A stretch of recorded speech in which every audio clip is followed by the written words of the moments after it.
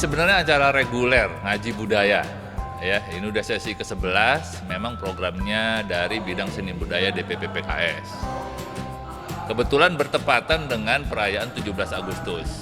Nah, kita dari seni budaya ingin membuat sebuah tema yang agak beda, ya. Kalau dulu kan lebih banyak para budayawan literasi, budayawan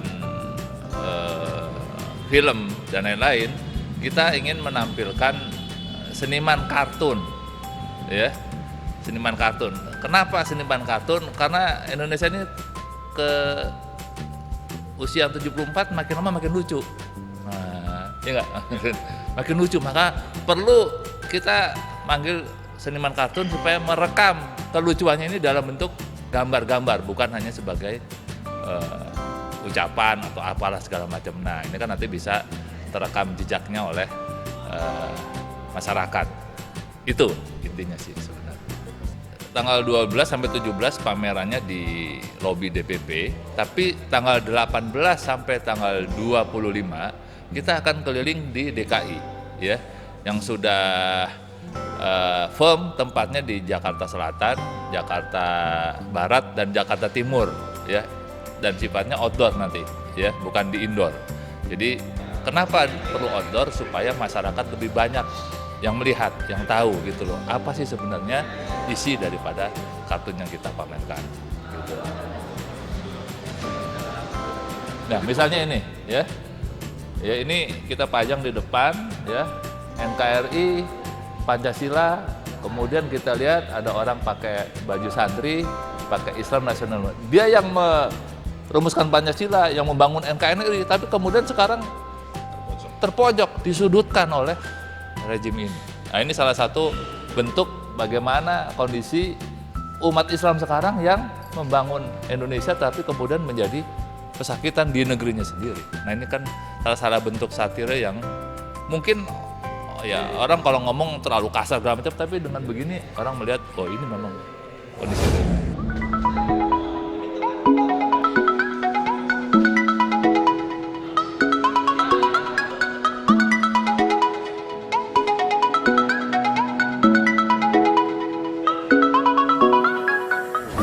Kita merasa takjub gitu ya, jadi partai politik tapi berani-beraninya gitu ya ngadain pameran kartun yang selama ini nggak pernah dilirik dan nggak pernah digarap oleh partai politik. Jadi saya ngeliat PKS ini jadi kayak anomali di antara partai-partai politik yang lain gitu. Jadi ya kita ya seneng gitu ya.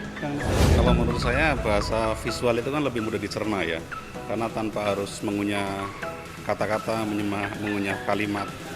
Bahkan yang saya merasa bersyukur bahwa hari ini PKS merayakan 17-an itu dengan menggelar pameran kartun.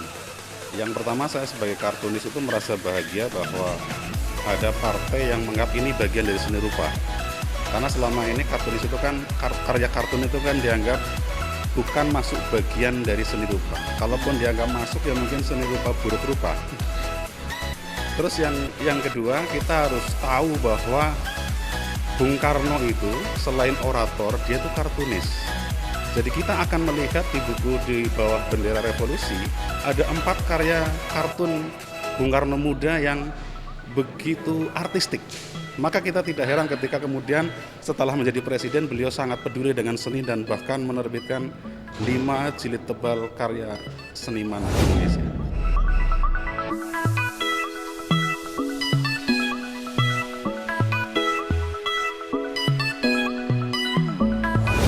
Yang penting ya, anak-anak muda generasi sekarang yang punya passion di bidang masalah ini jangan takut ya. Terus diasah ya, kemudian diperbaiki, banyak belajar daripada kartunis senior ini ya. Kemudian bisa menjadi alat dakwah yang efektif. Ya kan? Alat dakwah yang efektif. Ini penting. Di tengah orang yang sudah banyak ngomong, ya, sudah banyak nulis status segala macam, tapi orang yang bisa menuangkan dalam gambar, dalam komik, kemudian orang kemudian menjadi tertarik, ini penting. Jadi anak muda perlu belajar sama senior.